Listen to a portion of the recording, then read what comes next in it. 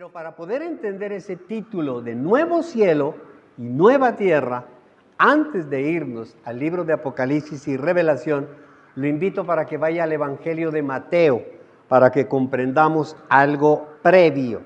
Mateo, capítulo 23. Váyase a Mateo, capítulo 23. Me regala un amén cuando lo tenga. Mateo 23. Mire que usted puede entender que el capítulo 23 antecede al 24. ¿Estamos de acuerdo? Pero es que conocemos que el 24 es la revelación, todo el 24 es la revelación del final de los tiempos, y que ya lo estudiamos, ya lo vimos, ya lo conocemos. Pero hay algo que antecede a ese 24, que son las palabras de Jesús, antes de empezar a darles la señal del final del mundo. Escuche lo que dice en el Evangelio de Mateo, capítulo 23, versículo 37. Amén, iglesia. Escuche. Jerusalén, Jerusalén, que matas a los profetas y apedreas a los que se te envían. ¿Cuántas veces quise reunir a tus hijos como reúne la gallina a sus pollitos debajo de sus alas, pero no quisiste? Pues bien, como no quisiste, la casa de ustedes va a quedar abandonada. Y les advierto que ya no volverán a verme hasta que digan: bendito el que viene en el nombre del Señor. Y el que lo cree, dice amén y le da un aplauso al Señor. Gloria a Dios. Amada iglesia, nosotros aquí vemos a nuestro Señor Jesucristo lamentando la perversidad de Jerusalén. Se lamenta. Lamenta el dolor de que Jerusalén fue terca. El dolor de que Jerusalén rechazó a nuestro Señor Jesucristo. Y con su rechazo pierde la salvación. Rechazaron la salvación. Y además de eso, no contentos solo con rechazar a nuestro Señor Jesucristo, el plan de Dios para salvarnos, también dice la palabra de Dios que persiguieron, que apedrearon, que mataron a sus profetas. Es decir, a los hombres de Dios que envió para alertar, para animar, para exhortar. Nosotros vemos que no únicamente en este evangelio, sino en el evangelio de Lucas, también nos habla que Jesús llora y se lamenta por la ciudad de Jerusalén. Porque él ve que no es la ciudad de paz que él deseaba. No es lo que él quiere. De la misma forma, él puede estarnos mirando. Él puede mirar nuestras vidas. Él puede mirar nuestro ser. Él puede mirar nuestro hogar. Él puede mirar nuestra familia. Él puede mirar nuestra iglesia y lamentarse y llorar de ver nuestras acciones y ver que no somos lo que decimos ser. Y se lamenta y llora. Pero él revela, en esta palabra él revela una sentencia doble. Pero esta sentencia, amada iglesia, para que nosotros podamos entender el final de los tiempos, esta sentencia está dirigida exclusivamente a Israel. No está dirigida a la iglesia. Dígame en la iglesia. Amén. Gloria a Dios. O sea que nosotros solo de acá de lejitos vemos esa sentencia. ¿Y cuál es la sentencia? Escuche la sentencia. Dice: como no quisieron escucharme, como no quisieron aceptarme, entonces tu casa, tu pueblo, tu familia será abandonada. Jerusalén será abandonada, desolada y destruida. Amén, iglesia. Una de las primeras cosas que se destruyó en Jerusalén en el año 70 después de Cristo, 70 años después de que Jesús murió en la cruz y ascendió a los cielos, lo primero que hizo o permitió destruir fue el templo. Y se destruyó el templo de Jerusalén. Hasta hoy en día, 2000 años, el templo sigue destruido. Solo existe un muro, el cual los judíos lo han llamado el muro de los lamentos, donde van los creyentes, los judíos creyentes, van a lamentarse.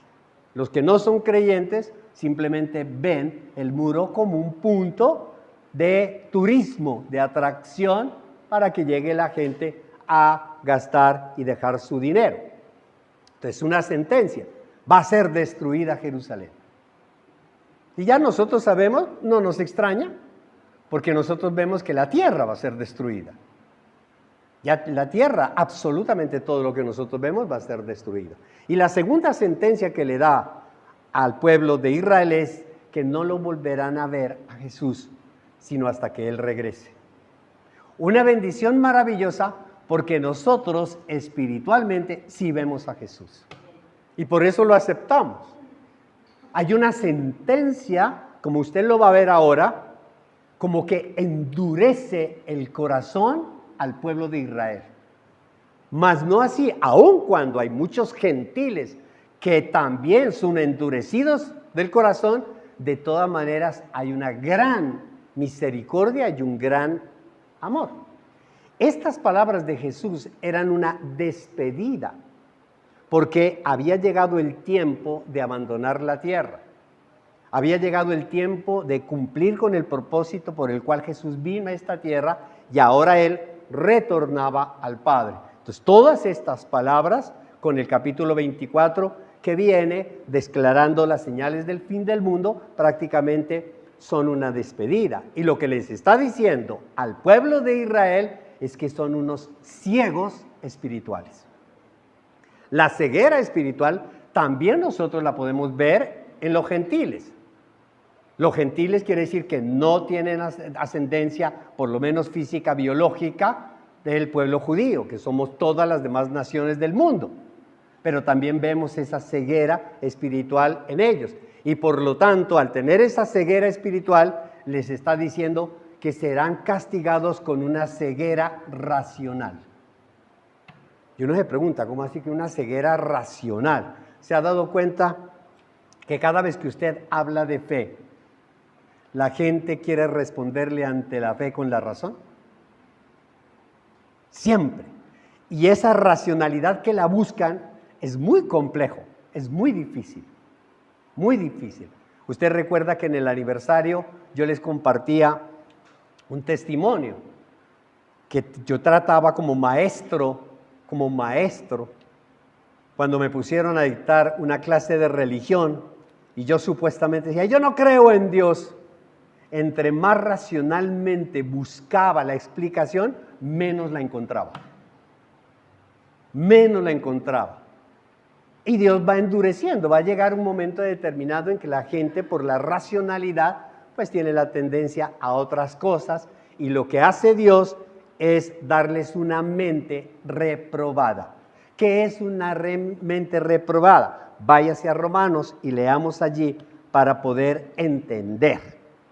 Le recuerdo que todo esto es para entender el nuevo cielo y la nueva tierra. Si no entendemos esto, no vamos a comprender cómo va a ser el nuevo sistema de Dios. Romanos capítulo 1, ¿lo tiene, iglesia? Versículo 28. Escuche lo que dice la palabra de Dios. Además, como estimaron que no valía la pena tomar en cuenta el conocimiento de Dios, como no valoraron el conocimiento de Dios, Él, a su vez, los entregó a la depravación mental para que hicieran lo que no debían hacer. ¿Me está entendiendo? Y eso es algo que nosotros lo podemos ver a lo largo de la palabra y lo podemos observar a lo largo del testimonio. Una persona que es terca y que se niega a aceptar a Cristo, termina haciendo cosas más bobas,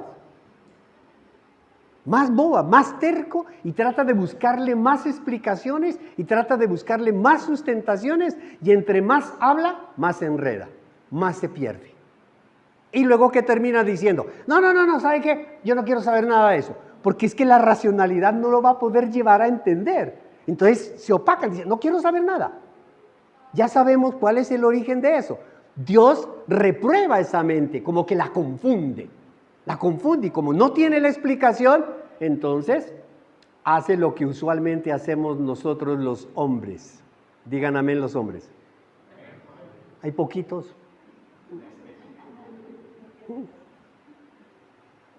Cuando uno se disgusta con la esposa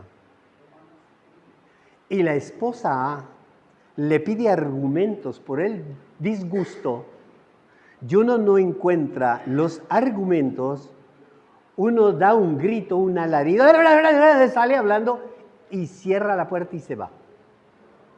Y deja a la esposa con la palabra en la boca. ¿Por qué? Porque Dios está reprobando esa mente. No está aceptando. Veo que se ríen y eso sea que pasa. Gloria a Dios. Escuche, versículo 29. Se han llenado, por esa reprobación de la mente, se han llenado de toda clase de maldad, perversidad, avaricia y depravación. Están repletos de envidia, homicidios, disensiones, engaños y malicia. Mire todo lo que pasa con una mente reprobada. Son chismosos, calumniadores, enemigos de Dios, insolentes, soberbios y arrogantes. Se ingenian maldades, se rebelan contra sus padres, son insensatos, desleales, insensibles, despiadados. No, mejor no sigamos. Cuando usted se mira allí en ese espejo y usted dice, gloria a Dios, yo era eso, ya no soy, usted está apartado para el Señor.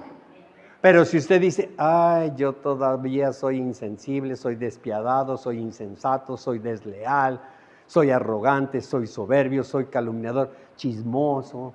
¿Eso qué significa? Que Dios está reprobando su mente. Amén, iglesia. Y es un primer indicio. La palabra de Dios dice que nos examinemos. Y uno tiene que decir, Señor, yo tengo que cambiar. Porque de lo contrario, usted si no entiende esto, menos va a entender el final de los finales. Menos. Versículo 32. Saben bien que según el justo decreto de Dios, quienes practican tales cosas merecen la muerte. No hay tutías. Sin embargo, no solo siguen practicándolas, sino que incluso aprueban a quienes las practican. La tolerancia al pecado. Amén, iglesia. ¿Usted recuerda en Egipto cuando Dios llama a Moisés y le dice que va a sacar a su pueblo de la esclavitud? Nosotros sabemos que Egipto representa el mundo, sabemos nosotros que Moisés representa a Jesús y sabemos nosotros que el pueblo de Israel representa toda la humanidad. Y la esclavitud representa la esclavitud al pecado. Cuando Dios hizo ese llamado, no aceptaron. ¿Quiénes fueron los primeros que no aceptaron? Por supuesto, el faraón, los egipcios. ¿Y qué dice la palabra de Dios que hizo Dios con respecto al faraón? Porque no quería dejar salir a su pueblo. Endureció el corazón. Endureció el corazón. Cuando Dios endurece el corazón, y lo vamos a ver más adelante, que parece contradictorio, Dios endurece el corazón porque va a dar una bendición a este incrédulo. Endurece el corazón del faraón para que este, que está casi que similar, endurecido el corazón, cuando vea el milagro de Dios, abra los ojos y diga, ¡wow! La gloria de Dios es maravillosa. Porque si yo no endurezco el corazón de este y los dejo ir facilito y rapidito, este va a decir, ay, gracias al faraón, y no gracias a Dios. ¿Me está entendiendo? Por eso es que muchas veces en nuestra vida nos pasa que alrededor nuestro hay un gran endurecimiento del corazón de las personas. Y uno dice, no, yo de esta no voy a salir. No, definitivamente esto es imposible. No, yo caí en un agujero sin salida. Y yo no sé por qué, tras de gordo hinchado. Y esto me pasa, esto me ocurre, esto me sucede, esto... Empieza a ocurrir una cantidad de cosas porque Dios está viendo si tú vas a resolverlo racionalmente o con fe. Si lo tratas de resolver racionalmente, no, lo que tenemos que hacer es esto, lo que tenemos que comprar, lo que tenemos que vender, lo que tenemos que hacer, lo estás haciendo racionalmente. Eso, inmediatamente Dios reprueba esa mente y te va a dejar haciendo eso y cada vez más eso, y eso te va endureciendo el corazón y te va apartando de Dios. En cambio, si tú dices, Señor, yo obro porque tú obras, haz algo maravilloso, muévete con tu poder, y Él se va a mover en las cosas más banales. Esta semana nos pasó con mi esposa, que no les voy a contar. Nos sucedió algo que uno queda asombrado de ver los milagros de Dios, las obras de Dios en las cosas más simples, en las cosas más bobas, más insignificantes, que uno dice, pero por Dios, Señor, tú te mueves en un poder tan grande. Y ahí es cuando empieza a entender, cuando las personas llaman al pastor y me dicen, pastor, me pasa esto, y fuera de esto, imagínese lo que está pasando ahora. ¿Por qué está pasando? ¿Pero por qué si yo estoy pasando por este dolor, ahora se me presenta este otro dolor? Porque Dios te quiere llevar a un nivel de fe para que confíes en Él. Y para que cuando te saque de eso, no digas gracias a fulano, a sutano, a mengano y a perenciano, sino gracias a la gloria de Dios. Amén, iglesia. Y luego con el pueblo de Israel, cuando salieron de allá, claro, le dieron la gloria a Dios, vieron todas las plagas que le mandaron a los egipcios, vieron el mar rojo como se abrió, vieron la nube, etcétera, pero luego se relajaron cuando ya salieron del problema. Papito, comamos y bebamos que mañana moriremos, bacanales chéveres, hagamos fiesta, sacaron todo, hicieron un becerro de oro, mientras el otro estaba orando, allá clamándole a Dios por ese pueblo, el pueblo estaba desenfrenado y toda la cuestión. Entonces Dios endurece el corazón de ese pueblo y los pone a caminar 40 años en el desierto.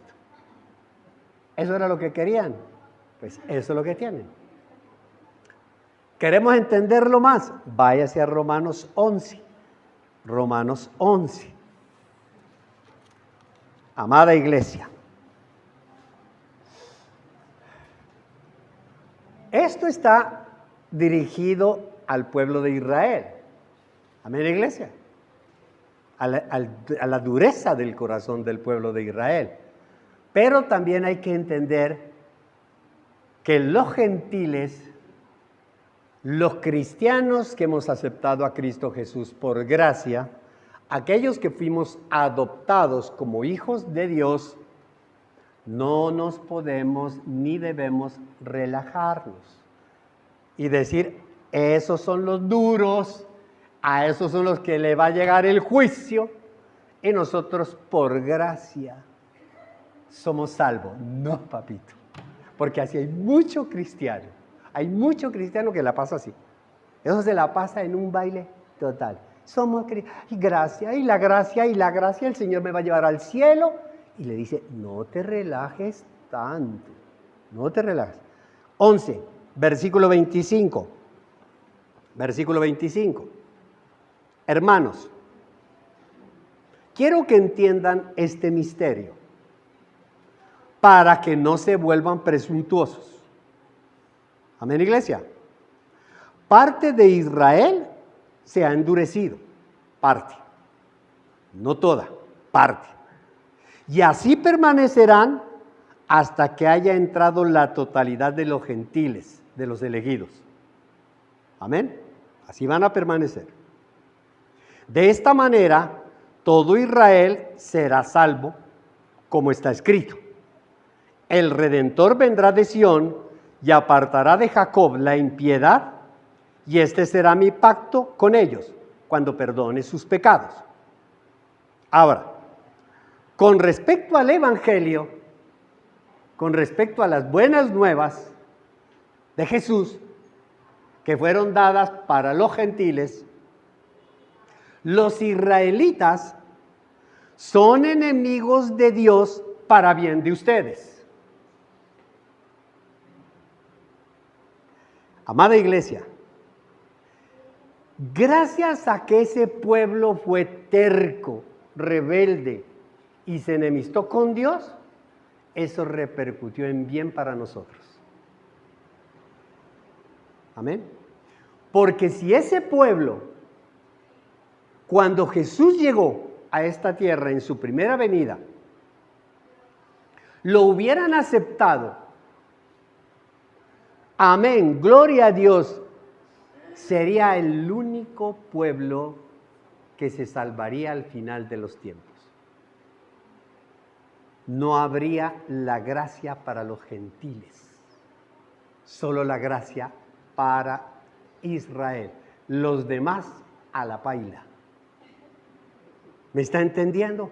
Gracias a esto, a esa terquedad, a esa enemistad con Dios, entonces los gentiles somos bendecidos. Escuche, pero si tomamos en cuenta la elección,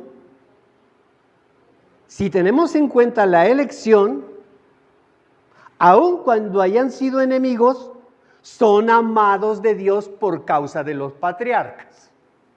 Porque los patriarcas revelaron que la promesa de Dios es amarlos y llevarlos hasta la tierra prometida y darles bendición. Punto. Una promesa. Entonces hay un problema. Dios te hace un llamado. Dios ve tu terquedad y tu orgullo y tu soberbia y te vuelves enemigo de Dios. Pero tú eres elegido. Y gracias a esa elección, Dios quiere que tú te salves, que al final de los tiempos te salves.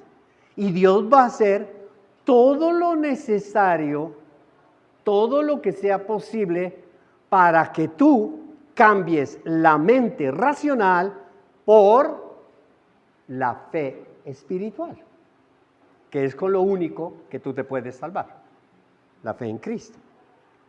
De hecho, en otro tiempo, para que ustedes no se relajen, nos está diciendo la palabra, ustedes fueron desobedientes, los gentiles, también fuimos enemigos de Dios. ¿Usted ha escuchado que muchas personas les cae duro a los israelitas? Dice, ese pueblo judío es no sé qué, y en contra y todo, porque la palabra de Dios dice que son enemigos, entonces lo sacan de contexto ese versículo. Dice, son enemigos porque no aceptaron a Jesús. Pero es que perdóneme la vida. Aquí en el mundo, incluso puede haber mucha persona aquí en la iglesia sentado que no ha aceptado a Cristo de corazón. Y nosotros no lo sabemos, puede estar sentado. ¿Usted cómo sabe que yo verdaderamente acepté a Cristo? Porque estoy predicando esto. Esto lo puede predicar cualquiera. Y mi corazón no ser salvo. Y mi corazón ser más pagano que cualquiera. Solo Dios conoce mi corazón. Por eso la salvación no es en grupo. Ni yo necesito testigos. Yo de aquí cuando vaya a la presencia de Dios, yo no me puedo llevar 2, 3, 4, 5, como hacían en la antigüedad los reyes, los faraones, y tanto aquí como en África, que cuando moría el rey, enterraban a un séquito de mujeres, de niños, de su servicio, para que supuestamente lo atendieran en la otra vida y dieran crédito. Este es el rey. Entonces, cuando yo me voy para la presencia, vea, yo necesito llevarme unos 3, para que den fe de que yo sí prediqué la palabra. No, papito. Yo tengo que irme a enfrentar solito. Mi esposa se tiene que ir a enfrentar solita. Yo no voy a llegar allá. Yo doy fe, como una vez hice, siendo estudiantes en el colegio, y a ella le fue mal en un examen y yo daba fe. Yo doy fe, yo me pongo por ella, yo muero por ella. Quíteme a mí las notas y póngasela a ella. Eso puede hacerse en el mundo. Con Dios no. Dios conoce los corazones. Y Dios le da a cada uno lo que se merece, así el otro chille y patalee. Amén, iglesia. Entonces, en otro tiempo ustedes eran desobedientes a Dios, pero ahora, por la desobediencia de los israelitas, han sido objeto de su misericordia, de su gracia. Amén. Asimismo, estos, los israelitas, que han desobedecido, recibirán misericordia también ahora.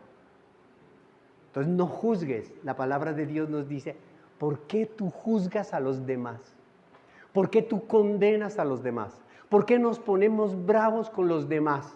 Y no te estás dando cuenta lo que Dios está haciendo contigo. Que todo ese pecadote que tú tienes te lo perdonó.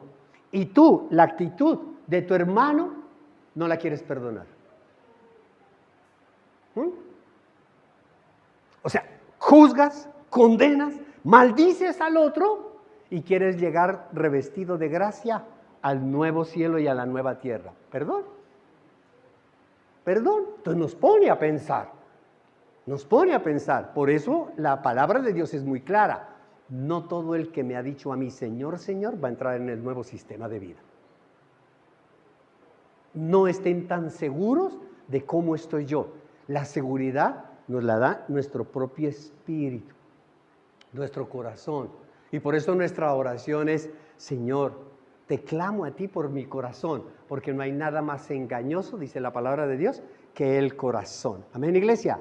Asimismo, estos que han desobedecido recibirán misericordia ahora como resultado de la misericordia de Dios hacia ustedes. En fin, como para no molestar más, ha sujetado a todos a la desobediencia. Es decir, como todos han desobedecido, con ese fin, Dios da la gracia y la misericordia. Todos desobedecieron, por un hombre entró el pecado al mundo, pues por un hombre todos también se pueden salvar. Amén, iglesia. ¿Quedó claro? Ahora sí vamos a Apocalipsis. Apocalipsis 21 y veamos cómo va a ser ese nuevo cielo y esa nueva tierra. Gloria a Dios. Nuevo cielo y nueva tierra. ¿Lo tiene, amada iglesia? Capítulo 21, ¿no? Capítulo 21. Vamos a leer palabritas, vamos a leer bastante palabra. Versículo 1. Escuche lo que dice la palabra de Dios. Después vi un cielo nuevo y una tierra nueva, porque el primer cielo y la primera tierra habían dejado de existir, lo mismo que el mar, para aclararlo, no solo el tierra, todo se destruye, aquí ya no hay nada. Vi además la ciudad santa, la nueva Jerusalén, que bajaba del cielo, procedente de Dios, preparada como una novia hermosamente vestida para su prometido. Oí una potente voz que provenía del trono y decía, aquí entre los seres humanos está la morada de Dios. Él acampará en medio de ellos y ellos serán su pueblo. Dios mismo estará con ellos y será su Dios. Él les enjugará toda lágrima de los ojos. Ya no habrá muerte, ni llanto, ni lamento, ni dolor, porque las primeras cosas han dejado de existir. El que estaba sentado en el trono, yo hago nuevas todas las cosas. Y añadió, escribe, porque estas palabras son verdaderas y dignas de confianza. También me dijo, ya todo está hecho. Yo soy el alfa y la omega, el principio y el fin. Al que tenga sed le daré a beber gratuitamente de la fuente del agua de la vida. El que salga vencedor heredará todo esto y yo seré su dueño y él será mi hijo. Yo seré su Dios y él será mi hijo. ¿Qué nos dice en esta palabra, amada iglesia? La tierra va a ser destruida. Ya lo sabemos, lo hemos visto durante mucho tiempo. Pero la tierra no va a ser destruida como por el hombre, como muchos creen. Usted ha escuchado y escucha todos los días que este mundo va para el desastre, los calores que estamos viviendo, luego viene la niña con su desastre, como cosa rara, viene toda la cuestión y todo esto. Y dice, este mundo se va a acabar por culpa del hombre, porque es que utilizamos aerosoles, porque utilizamos plástico. etcétera, etcétera, etcétera. Y por eso se va a acabar el mundo. No, el mundo no se va a acabar por la contaminación del hombre. ¿La va a afectar? Por supuesto que sí. Va a afectar y el hombre podría vivir en un basurero por toda la eternidad. Así de sencillo. Pero la tierra se va a destruir por la contaminación del diablo con el pecado. No con la contaminación del medio ambiente, es la contaminación del pecado la que lleva a la destrucción de este mundo. Y cada día, mire, vamos a ver, el hombre se preocupa por el agua que beben en la casa. No vayan a tomar de esa agua, hiervan el agua, compremos el agua, filtro para el agua. El papá, yo me preocupo por mi familia. Y ese papá no se preocupa por el filtro para evitar la contaminación del pecado del mundo a sus hijos. Eso sí, que vaya y todo, que la juerga, que el viernes, que el sábado, que hagan lo que quieran. Hasta se unen, ¿escuchó la palabra? No solo se apartan, no solo lo practican, sino que además de eso lo ayudan, lo colaboran. Es esto. Hay fiestas, ahorita en el pueblo donde nosotros vivimos, yo no sé qué está pasando. Hasta ahora no la he podido entender. Pero cerraron todo el pueblo, pusieron carpas y comenzaron esos letreros. Y uno decía, pero ¿qué es lo que está pasando en este pueblo? Yo creo que sí, el Señor viene la próxima semana, definitivamente. Letreros alusivos al pecado. Beba, coma, juerga, todo es impresionante la cantidad de contaminación del pecado que la gente promueve, invita, y los cristianos no hacemos nada. Nada, no hacemos nada. ¿Y cuántos que participarán de ella? ¿Cuántos que dirán, vamos a comer empanadas, a comer papa rellena, vamos a esto? Y terminan contaminándose de otra cosa. Esa es la contaminación de la que nos está hablando Dios, que hay que tenerle cuidado. Por esa contaminación del pecado es que es necesario un nuevo cielo y una nueva tierra. Cuando la palabra de Dios nos dice que Jerusalén descenderá, es una nueva Jerusalén. Él no va a levantar los muros de Jerusalén. Él no va a reconstruir. No, amada iglesia, Él no reconstruye nada. Él hace nuevas todas las cosas. Él quita todo. Jerusalén fue la ciudad que Dios escogió como centro de su gobierno, del gobierno de Dios, que los israelitas dijeron, no queremos nosotros a Dios como rey, queremos que nos gobierne en hombre, eso es otra cosa, que ya lo vimos también. Pero Dios eligió a Jerusalén. Salem está en el Antiguo Testamento. Escogió a Jerusalén como el centro de su gobierno, como la casa donde se genera toda la promesa davídica, toda esa casa de David. Él lo escogió. Y en ella, ¿qué hizo? Se construyó el templo, en el cual todos los habitantes de Israel, de todos los lugares donde estuvieran, en ese entonces en la región de la Mesopotamia, y con los años donde estuvieran, ellos iban hasta el templo y aún van hasta el templo a adorar a Dios. Representaba la presencia de Dios. El templo, desde el tabernáculo en el desierto hasta que se construye el templo en Jerusalén y es destruido una vez y luego lo vuelven a construir, siempre establece la presencia de Dios ahí. Pero ahora nos dice la palabra de Dios que leímos en Mateo, que nuestro Señor Jesucristo fue rechazado. En ese momento, cuando llega aquí a Jerusalén, que acabamos de leer, y Él entra a Jerusalén y entra al templo y dice, ustedes han vuelto la casa de mi Dios, de mi Padre, una cueva de ladrones. Y es una casa de oración. Ve el rechazo.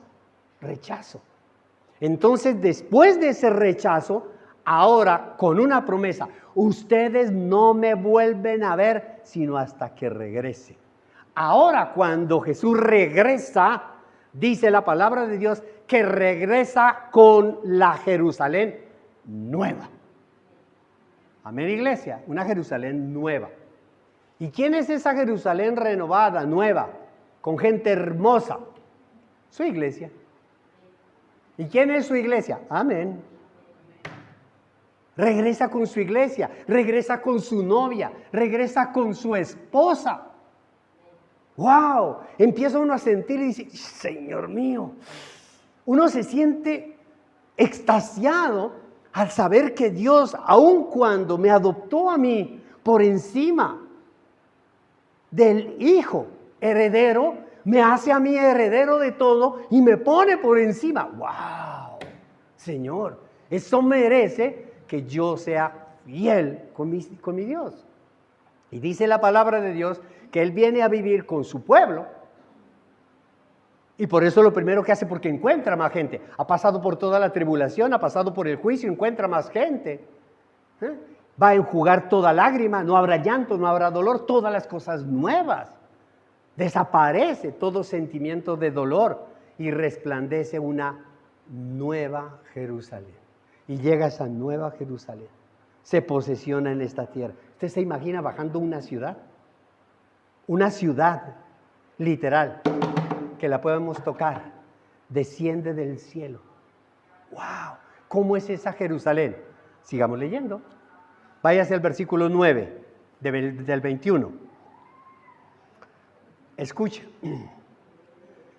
Se acercó uno de los ángeles, de los 7 ángeles que tenían las 7 copas. ¿Recuerdan cuando vimos las 7 copas del juicio?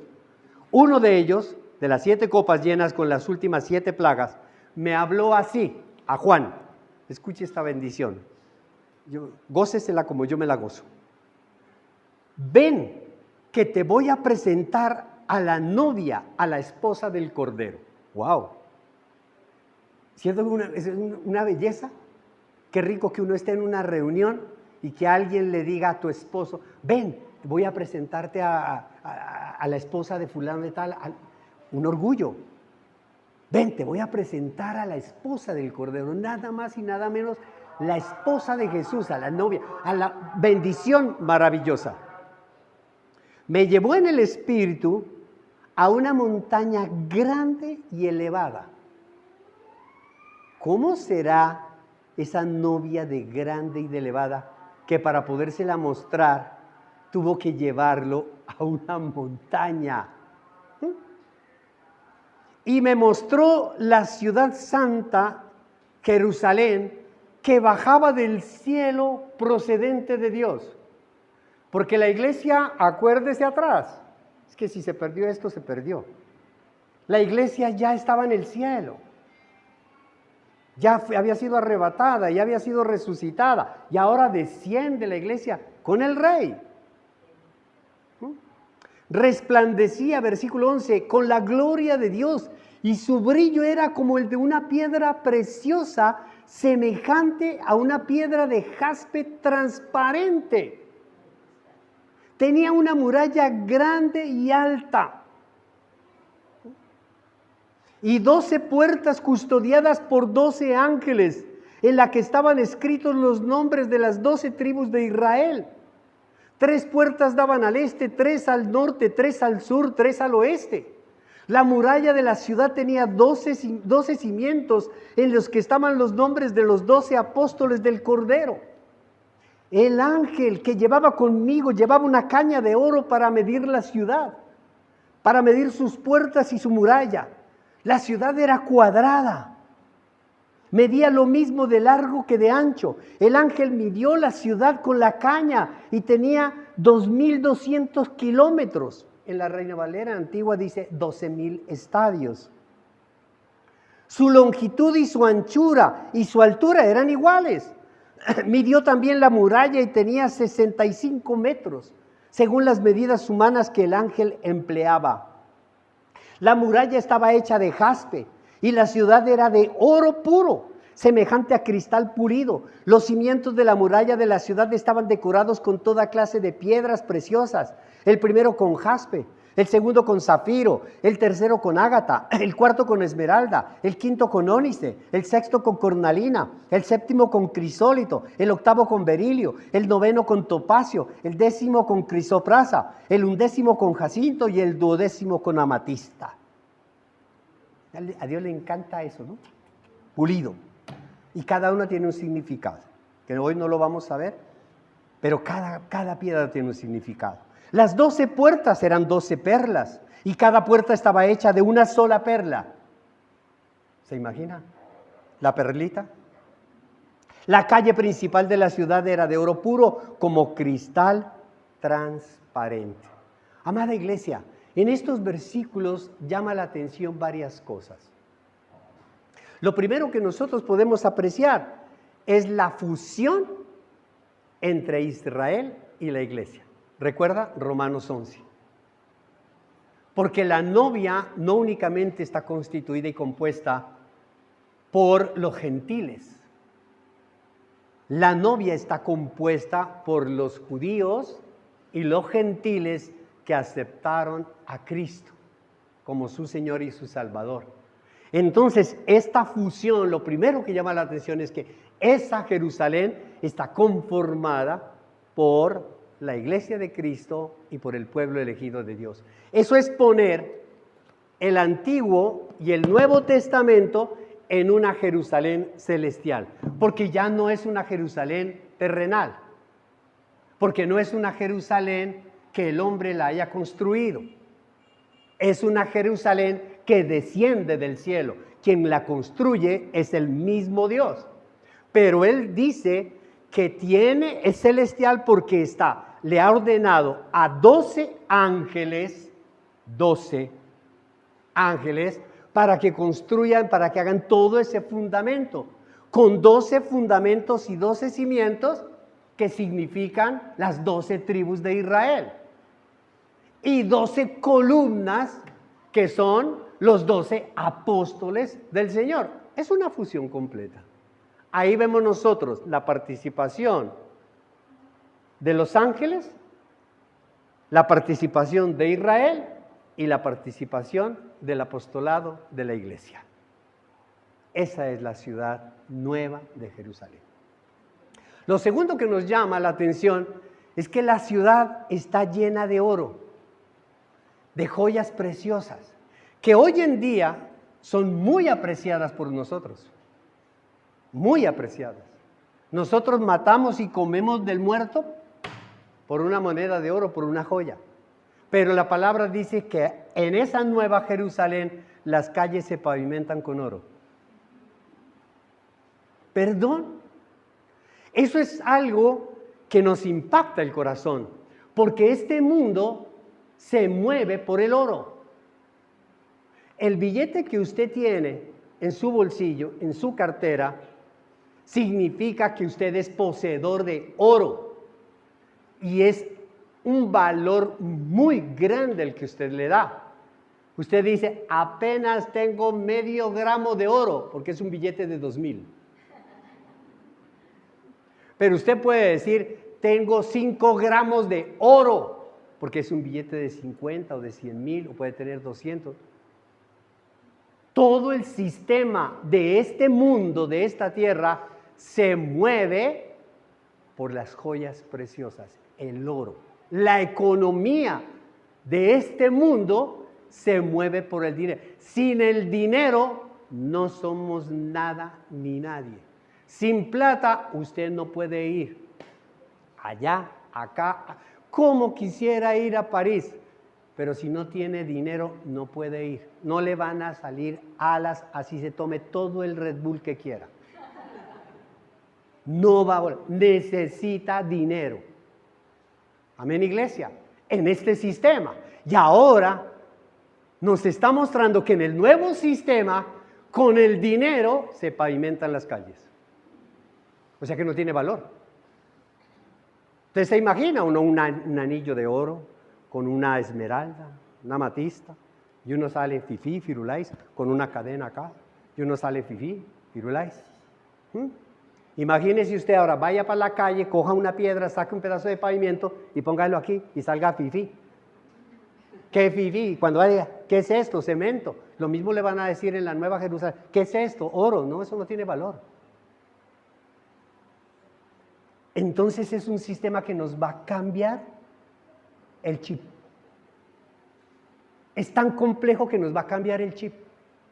No habrá ricos, no habrá pobres, amada iglesia, no habrán diferencias, no habrá diferencias. El problema es esa, ay, yo por qué salí gordita y por qué esa salió flaca. No,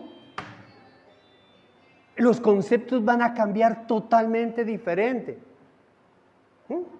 Es decir, que durante todo este proceso de muerte, nosotros vamos a desaprender. Dios nos va a dar unos cuerpos nuevos, renovados, una mente nueva, totalmente nueva, para que usted entienda, diga, uy, eso es raro.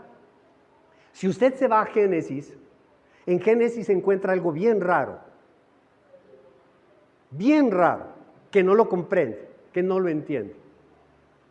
Cuando Dios le dice a Noé que construya un arca, escúcheme bien, cuando Dios le dice a Noé, construye un arca y mete ahí una pareja de cada animal, de cada especie, porque voy a inundar la tierra, porque voy a hacer llover durante 40 días y 40 noches. Noé dijo, ¿y qué es llover? Porque hasta ese entonces nunca había llovido.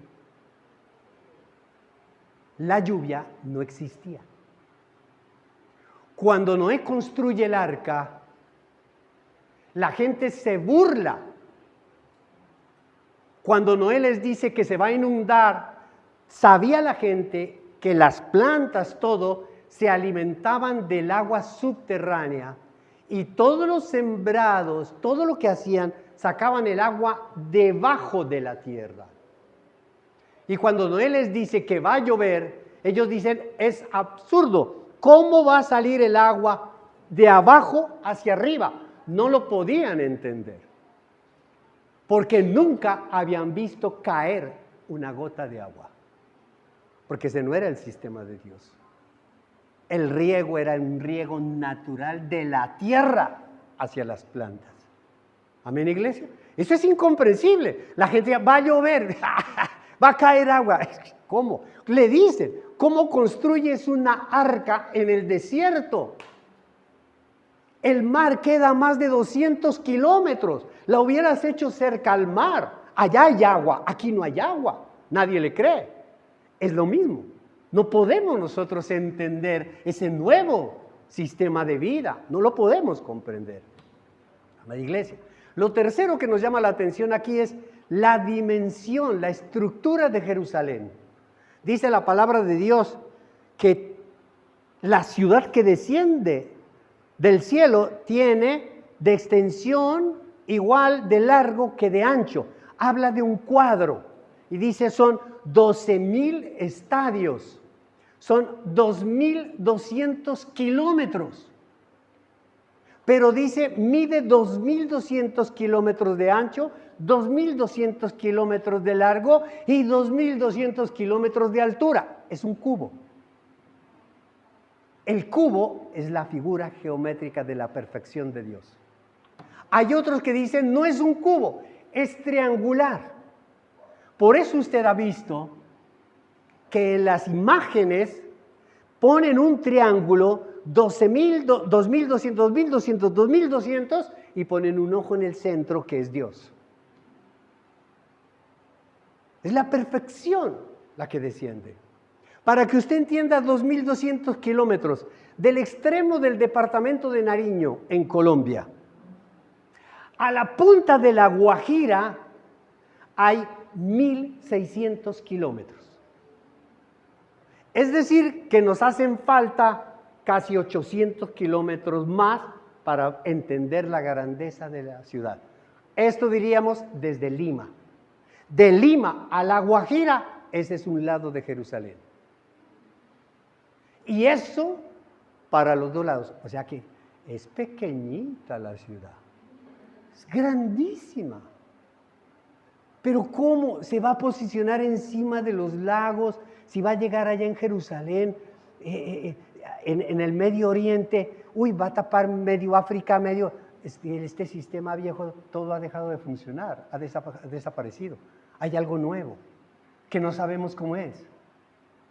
No sabemos cómo es, cómo será. Amén, iglesia. Fe. Lo cuarto que llama la atención, léalo en el versículo 22, lo cuarto. Versículo 22. No vi ningún templo en la ciudad, porque el Señor Dios Todopoderoso y el Cordero son su templo. La ciudad no necesita ni de sol ni luna que la alumbren. Oiga, no hay sol. Váyase despidiendo de una vez del sol, de la luna, esa que enamoró a tantos. Que la alumbren, porque la gloria de Dios la ilumina y el Cordero es su lumbrera. Las naciones caminarán a la luz de la ciudad y los reyes de la tierra le entregarán sus espléndidas riquezas. Sus puertas estarán abiertas por todo el día y pues allí no habrá noche, y llevarán a ella todas las riquezas y el honor de las naciones. Nunca entrará en ella nada impuro, ni los idólatras, ni los farsantes, sino solo aquellos que tienen su nombre escrito en el libro de la vida, el libro del Cordero. Este último versículo es un símbolo que está diciendo, este versículo no es para esa época, ese versículo es para esta época. ¿Por qué? Porque si fuera para esa época, entonces quiere decir que el pecado no ha sido erradicado, que todavía sigue el pecado. Esta es una alerta de Juan diciéndole, ojo, si usted quiere ir a esa Jerusalén que le estoy describiendo, papito, allá no entra ninguno de los que está aquí, entra el nombre. Así es que a pulirse para poder entrar allá. Amada iglesia, no hay templo. Se acaban las iglesias. ¿Para qué iglesia? Iglesia Cristiana Pacto de Amor, Iglesia Bethesda, iglesias. No, ya se acabó. Se acabó. ¿Por qué? Porque está la presencia de Dios. Pero ya va a ver lo que va a suceder más adelante. No habrá sol, no habrá luna, no habrá oscuridad. Ahora Cristo es la luz del mundo. Nosotros lo venimos predicando hoy en día. Cristo es la luz del mundo. Cristo es la luz del mundo. La gente no lo entiende. La gente no entiende, dice, no, la luz del mundo son los bombillos, es la electricidad. Esa es la luz del mundo. Nos quitan electricidad y quedamos muertos. No, nos quitan a Jesús y quedamos muertos. No lo podemos entender, así como en los tiempos de Noé, a los cuales se refería Jesús también, en los tiempos finales, no podían entender lo que se predicaba, no podían entender lo que iba a hacer Dios. Pero también vemos aquí algo maravilloso. Dice, los gobernantes de la tierra darán sus espléndidas riquezas. Pregunta 1, yo aquí me hago una pregunta. ¿Cuáles? Primero, ¿cuáles gobernantes? Uno queda como, el despistado queda como, ¿cuáles gobernantes? Si todos estamos en Jerusalén, pues aquí ya nos está dando una pista, que no todos estarán en la ciudad de Jerusalén. Acuérdese usted, amada iglesia, que la iglesia antes de esto que estoy describiendo ahora tendrá un tribunal ante Cristo. Y en ese tribunal ante Cristo, Jesús establecerá unas funciones y le dirá a uno, Pepito Pérez, usted va a ser el gobernante en la nueva tierra de tal territorio que le vamos a llamar Jaspe. Será usted el rey de ese territorio llamado Jaspe y usted va a tener 5 millones de almas que gobernar. Y así va a distribuir. A unos los pondrá en un servicio, a otros los pondrá otro servicio, a unos los pondrá en un trabajo, a otros otro trabajo. ¿Sabe cuál es la bendición? Que nadie quedará descontento con el trabajo que lo mande. Porque no habrá maldad en el corazón. Eso tampoco lo podemos entender. Ve y al pastor, ¿por qué lo dejan aquí en Jerusalén y a mí me mandaron para Mongolia? No va a haber rabia, no va a haber ira, no va a haber nada de eso. Porque todos estaremos cumpliendo una función que es lo que quiere Dios. Hoy en día nos lo revela. que cada uno nos ha dado unos dones con los cuales nosotros le damos la gloria a Dios. Pero hay gente que no está contenta con el don que Dios le ha dado, sino que quiere el don del otro. Eso lo estamos viendo ahora, y es allá donde nos quiere llevar. Y algún día estaremos nosotros contentos con el don que nos ha dado. Algunos los pondrá a cantar por toda la eternidad. Y cante y cante, y nunca les va a salir ni un gallo, ni van a tener afonía. Porque son perfectos, ni se van a cansar. Antes, por el contrario, ese será el alimento, la gloria de Dios. Acuérdese usted, el domingo pasado, la mujer, la samaritana, el domingo, el miércoles, la samaritana, cuando hablaba y le predicaba a Jesús, le predicaba a la samaritana, cuando llegan los discípulos y le dicen, maestro, ven a comer, que ya llegó la hamburguesa. ¿Ah? Jesús les dijo, yo ya me alimenté. Y ellos creyeron que alguien le había dado de comer. Dijo, no, mi alimento es este, predicar, es hacer la voluntad de Dios. Eso es lo que a mí me alimenta. Nosotros hoy en día, ¿qué preferimos? ¿Alimentarnos con la voluntad de Dios o con la hamburguesa? Todos están cordialmente invitados hoy a almorzar con la voluntad de Dios. Uy, no, pastor, no sea chichi, no sea tacaño. Porque tenemos un sistema distinto, diferente, amada iglesia. Amén. Estos son los reyes que van a gobernar. ¿Cuáles riquezas? ¿Cuáles son las riquezas que le van a llevar? Si todas las calles se pavimentan con oro, ¿cuál será la riqueza? Ahí nos da una pista. Dice, las riquezas y el honor. Las riquezas serán el gozo, la alegría, la honra, la adoración, la alabanza. No sabemos qué tantas riquezas para Dios en un sistema perfecto como era el del paraíso le van a entregar a Dios. Quizá cada vez que Dios se aparecía en el paraíso, entonces son pistas que Dios deja. Cada vez que Dios se aparecía en su espíritu, se aparecía en el paraíso y decía, Adán, y Adán salía corriendo. Dime, Señor, ¿cómo vas? Bien, Señor. Eva, por ahí está haciendo un sancochito. Qué bueno, ¿y qué has hecho? No, el tigre, el león, esto, le hablaba. Pero resulta que un día Dios llegó, dijo, Adán, Adán, Adán, y no lo encontraba, y el otro estaba escondido. ¿Recuerda esta historia? Entonces, ¿cuál era la riqueza que le estaba dando Adán a Dios? Su obediencia, su amor, su honra. Y Dios se sentía complacido con eso. Dios, y por eso es que nosotros hoy en día le decimos, ay sí, yo le voy a dar a Dios, yo le diezmo, yo le ofrendo. Claro, usted está ayudando, pero no está ayudando a Dios, está ayudando a la obra de Dios, a la iglesia de Dios. ¿Usted quiere ayudarlo a Dios? Sea santo, sea obediente. Eso es lo que desea Dios. Dios dice, yo no quiero sacrificios. Ay, pero ¿cómo voy a dar esto? Eso me sacrifico, me quedo sin el pan. No, no te preocupes, compra el pan. Compra el pan. ¿No tienes? No, Señor, no tengo. Ah, bueno, compra el pan.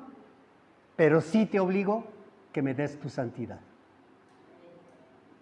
Que me des tu obediencia. Y cuando uno ya tiene esa obediencia, esa santidad, entonces tiene la convicción de la obra de Dios. La generosidad, el apoyo, la ayuda. Yo tengo esto, yo apoyo, yo voy a ayudar. ¿Por qué? Porque tengo una convicción. Tengo una convicción, que es la convicción que yo tengo en mi hogar, que es la convicción que yo tengo en mi familia. Amén, iglesia. Lo quinto que llama la atención es la producción o la economía. ¿Cómo va a ser esa producción? Váyase al capítulo 22, versículo 1.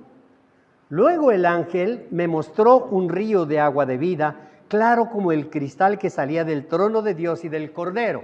Mire, amada iglesia, aquí nos está hablando que hay un río de agua divina que desciende del trono de Dios y sale y le llega al Cordero, irradia el trono de Dios y el trono del Cordero, irradia todo. Es decir, que toda la provisión desciende de Dios.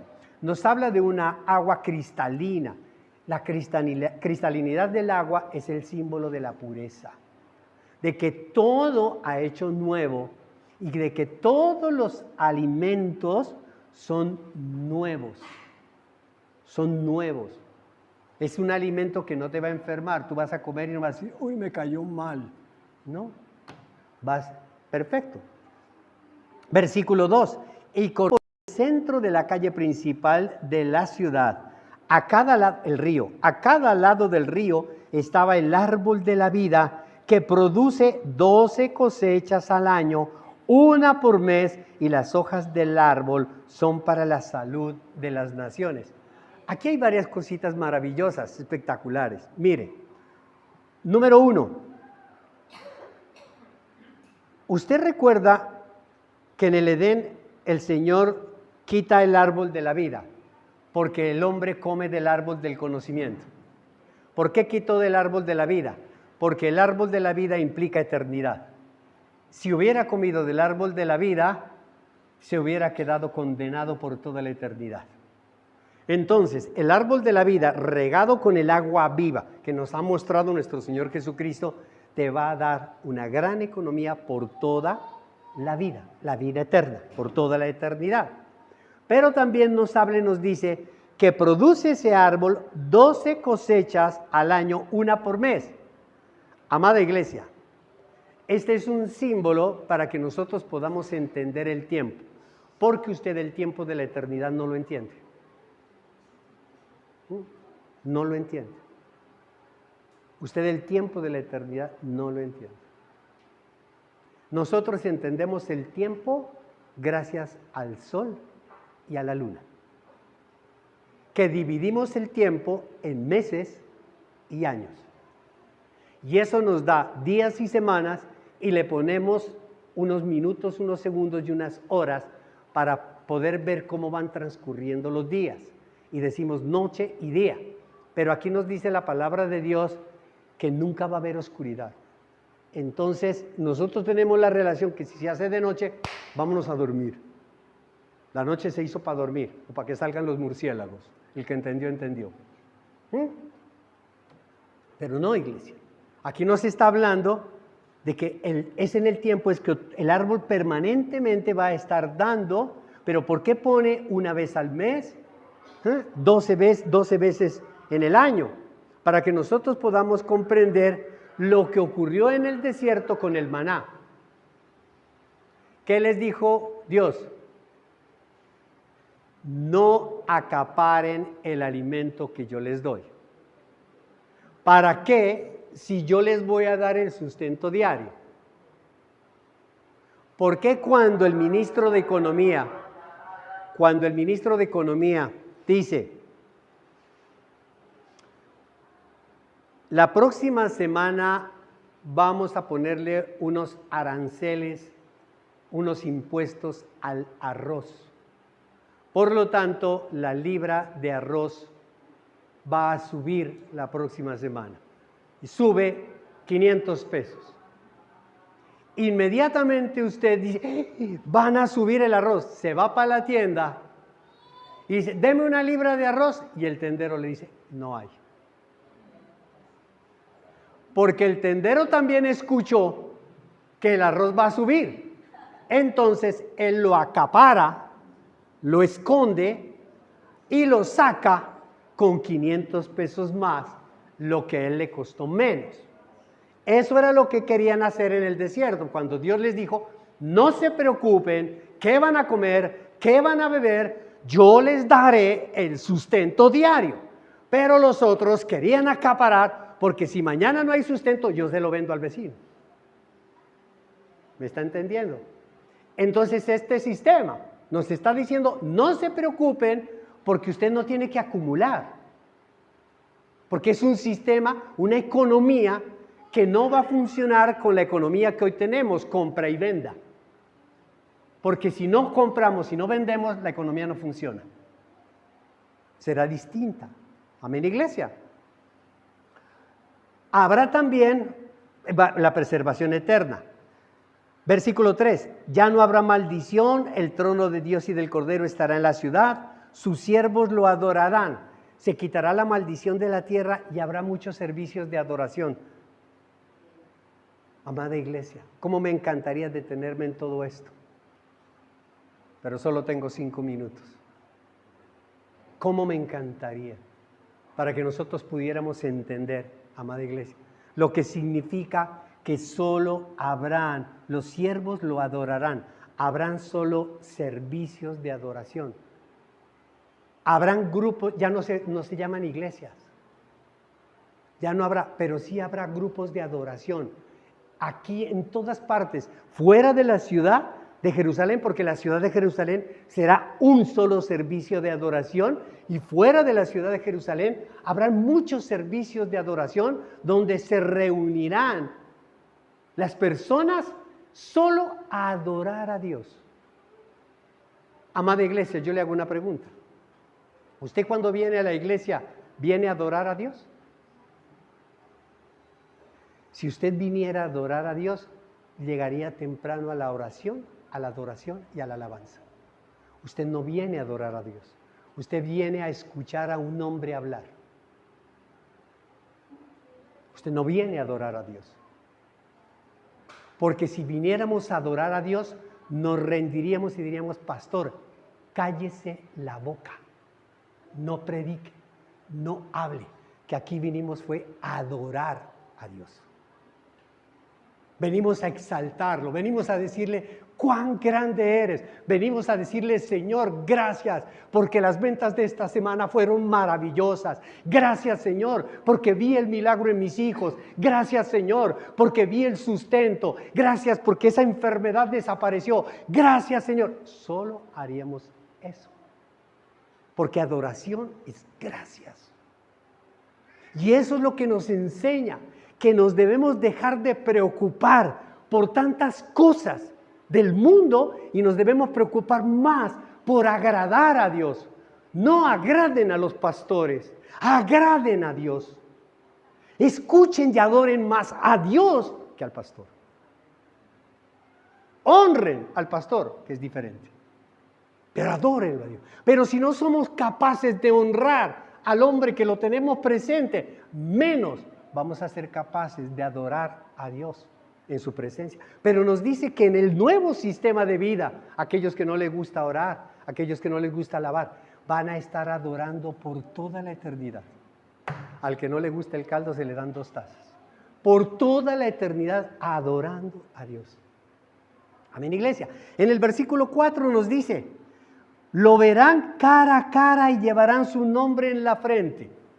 Amada iglesia, ¿usted se ha dado cuenta que cuando el pastor, a mí esto me ministró mucho, cuando el pastor de una iglesia, especialmente en una iglesia grande, en una Jerusalén gigantesca, el pastor no hace presencia, no tiene contacto, ¿cierto? Mutuo, íntimo, que llegue y lo abraza y lo ve. En una iglesia grande usted lo que menos tiene es el número del celular del pastor. Usted no tiene contacto con él. Eso está allá en la Jerusalén Santa, allá, lejos. En cambio, cuando usted tiene contacto, usted se ha dado cuenta que entre más contacto tenemos, se va perdiendo la honra. Amado pastor, Rodrigo, ¿qué hubo? ¿Y a usted qué le importa? Y cada vez se va perdiendo. Porque al parecer, entre más intimidad y comunión tenemos, entre más intimidad y más comunión, más le falta el respeto. Le falto el respeto. Pierdo el respeto. En cambio, me encanta que yo no lo vea al pastor, que yo no lo conozca, que el pastor esté a 10 metros de distancia mía y yo solo lo vea pasar, y cuando pase yo sienta que me vibra el cuerpo. Pastor, y ay, me levantó la mano, ay, me levantó la mano el pastor. Le estoy hablando que eso es lo que ocurre hoy en día. Y la gente vive más feliz con eso que teniendo el contacto, la comunión. ¿Usted se imagina si Dios, el Padre, perdiera el trono y se sentara con usted a hablar? Pues pasaría lo mismo. ¿Y qué hubo, hermano? Yo aquí esperándolo hace rato que baje.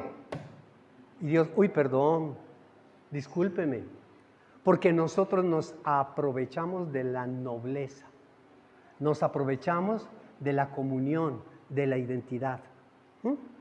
Significa que hay una comunión íntima con Dios, el versículo 4 que estamos leyendo, que estamos sellados para siempre, pero Dios no pierde la esencia divina de lo que es, ni pierde su carácter invisible, porque Él dice, yo voy a morar allí.